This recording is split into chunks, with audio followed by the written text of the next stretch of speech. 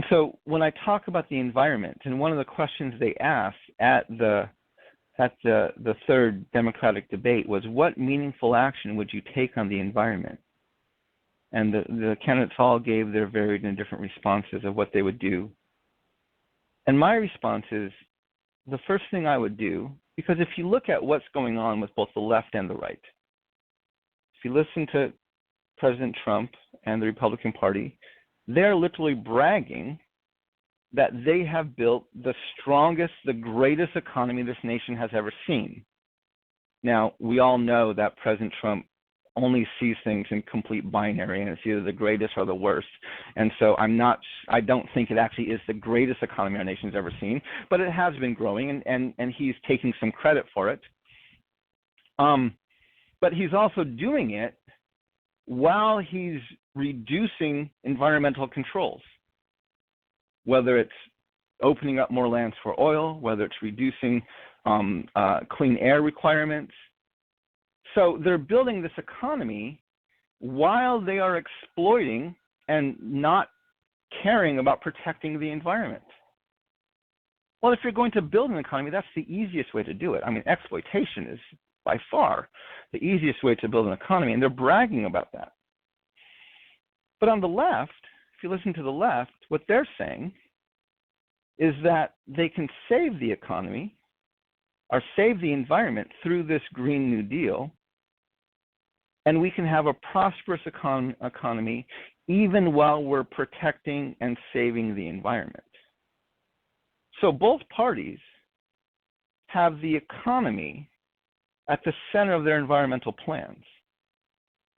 Both parties are saying we can prosper still, we can continue to be wealthy and even grow our wealth and expand our prosperity while we're either destroying or protecting and saving the environment.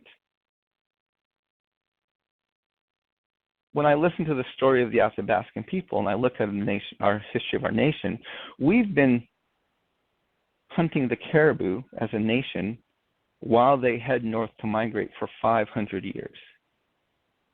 This is one of the reasons we're so wealthy as a nation, because we haven't given a crap about the environment. Of course our economy is going to grow.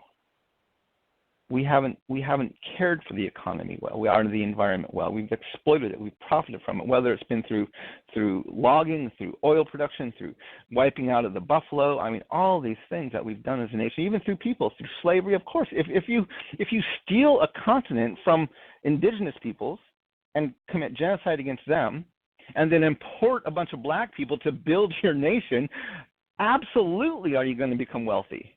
I mean, that's the recipe for wealth right there. This is what we've done. We've built wealth as a nation through the exploitation and profiting from both people and the environment. So we've been hunting the caribou as they've headed north for 500 years. And we're now at a tipping point. And there's no promise, there's no guarantee. I don't think it's a certainty that we can continue to prosper as a nation while we try to undo the damage that we've done. And we may have to learn how to live with less. We will, I'm quite certain, have to learn how to live with less.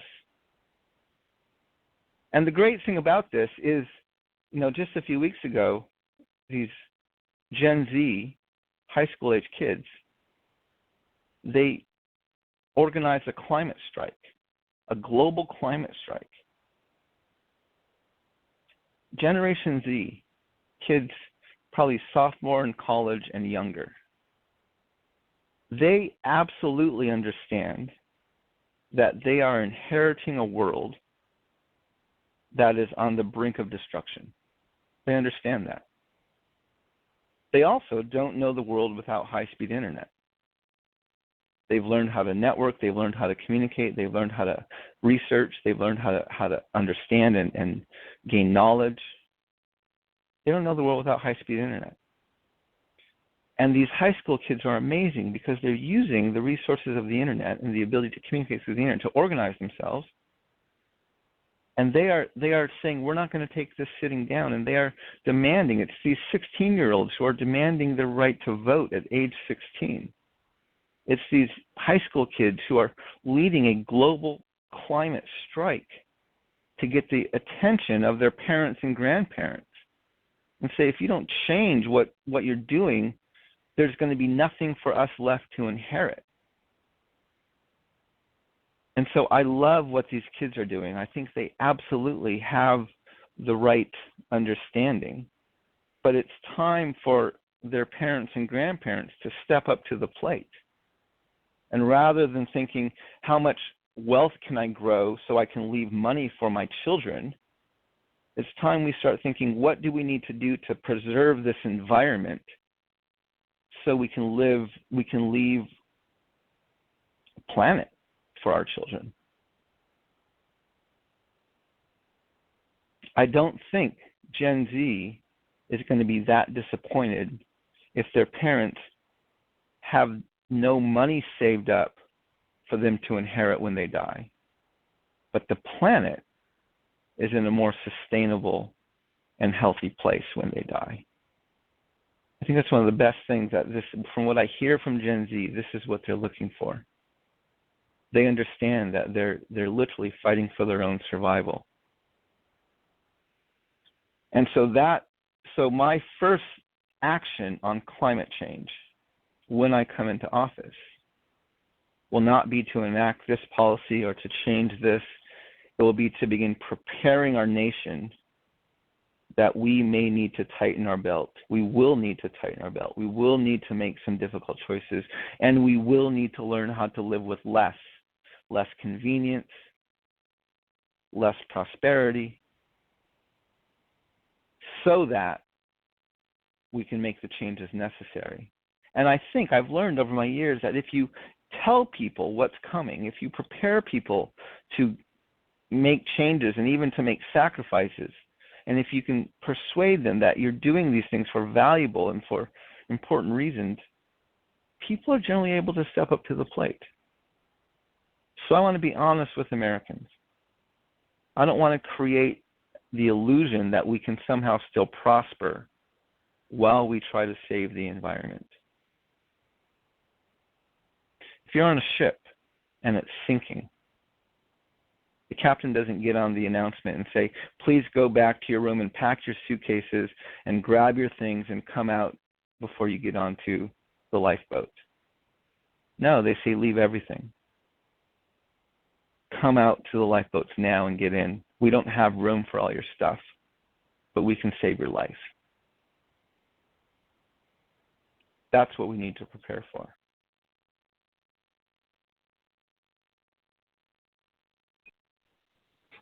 Are there any comments or questions for Mark? Thank you, Mark. That was great. From the callers or anybody here?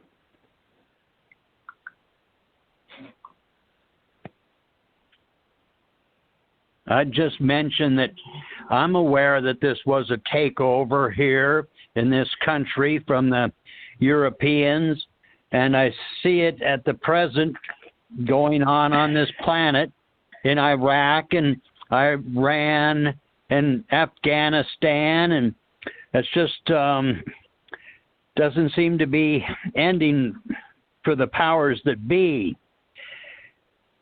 Unless there's somebody else that has a question or would like to mention something, I'll go to question number 2 from Dean Val.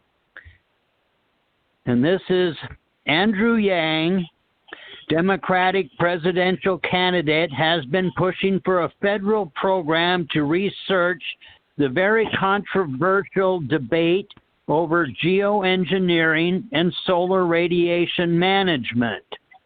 Among the other contenders in the Democratic presidential battle, almost none of the campaigns responded to repeated requests for comment about their positions on geoengineering. We would be interested in your position on these technologies. Mark? Well, so I have to be honest here. I looked up what they were talking about because I have not taken a stance on a lot of these things yet. But as I looked up, obviously geoengineering is pretty straightforward. whether it's seeding rain or other things like that. But one of the things that I am deeply concerned about is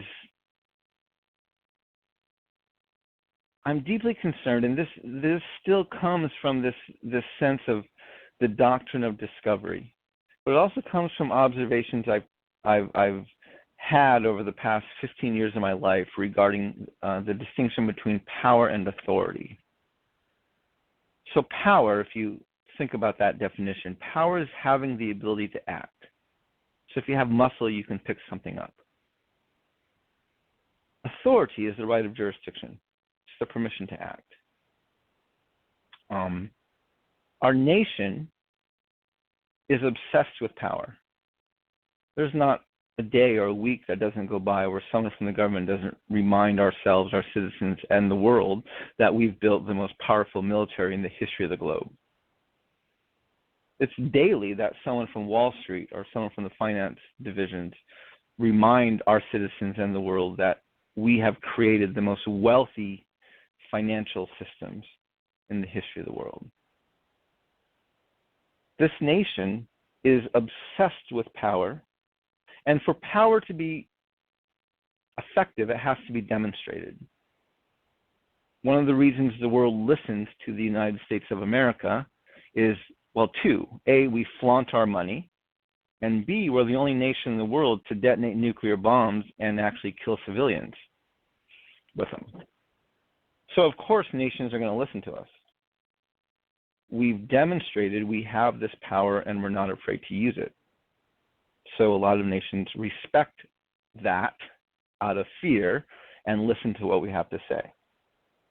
Now, if you listen to our political leaders and our business leaders and our military leaders, we almost never talk about authority. Again, if power is the ability to act, authority is the permission to act. We rarely talk about authority because by and large we don't have any. If the United States of America loses its nuclear arsenal and goes bankrupt, there's hardly a nation in the world that really gives a crap what we say. We have power, but very little authority. Now, when you have power, you don't necessarily have to look at issues of authority because if you have the power to do something, you're just inclined to go and do it. So science has also given us a ton of power. And we've used that power to understand the human genome or the DNA sequencing. We've used that power to get medical advances. We've used that power of science to build artificial intelligence and computers, and we've gone to the moon. We've done a ton of things. But often, and because we're so obsessed with power, we are not very good. We are very good at asking, can we do something? We are not very good at asking, should we do something? Again, because typically when you're obsessed with power and you have a lot of power, your focus is on what can I do, and it's not necessarily on what should I do. I've done some research in my life on time perception. And the Western world lives in a linear perception of time, where there's a definite starting point and an ending point. And as you move across the timeline, you pass certain events. And once you pass an event, it's over. You're not allowed to go back. This fact that you can't go back in time creates a tension in people who live in a linear perception of time. And so they make a schedule so that they don't miss anything. So the way they organize their life is they live their life according to the schedule, and the way they honor and value people is they honor and value the schedule. The Navajo perception of time and many indigenous perceptions of time are not linear but circular. And as you go around the circle, you still pass events, but if if you miss something or go past it, you don't worry about it near as much because eventually it's going to come back around again. And so the way that we organize our lives in a circular perception of time is not by making a schedule, but by completing a task. So you work on something not till the bell rings, but until you complete the task. And so the way we show honor and value and importance is not by being there when something starts, but by staying until it finishes, until you complete the task. Now, it's not that one perception is good and one perception is bad, one perception is right or one perception is wrong. They're just different. They're different perceptions of time. When I've observed these perceptions of time, one of the dangers of the linear perception of time is it gives you the illusion that you're in control. One of the challenges with a circular perception of time is that it's not very efficient because you're not concerned as much about time as you're concerned about completing the task.